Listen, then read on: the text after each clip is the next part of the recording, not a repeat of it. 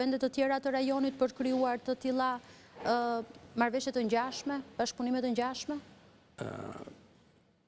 Deklarata Ka pasur dhe ftesë të hapur, nga të gjithë. Deklarata sigurisht siç edhe unë nënvizua nga 3 qeverit, përfaqësuesit e 3 qeverive, është e hapur edhe për vendet të tjera të rajonit.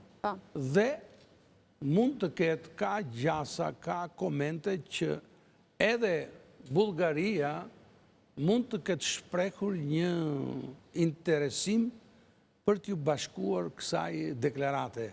Por ende nuk ka një qëndrim zyrtar të qeverisë bullgare për këtë çështje, ashtu sikurse mund të bashkohen me këtë, pse jo, edhe Maqedonia e Veriut, edhe Mali i Zi, po edhe Bosnia e Hercegovina, me gjithë problemet e brendshme që ajo ka dhe në mënyrë të veçantë me rolin që është duke luajtur ajo Republika Srpska dhe presidenti i saj Dodik.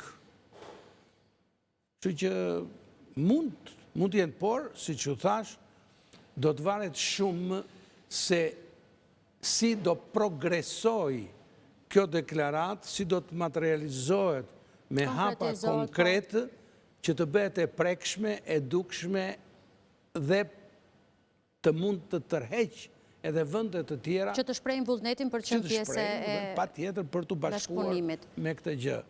Po është një hap pozitiv në Ballkanin Perëndimor që është vlerësuar dhe që besoj që nuk ka qenë thjesht, mendoj unë, një iniciativë që ka buruar nga ndonjë vend i Ballkanit Perëndimor, nga këto 3 vende.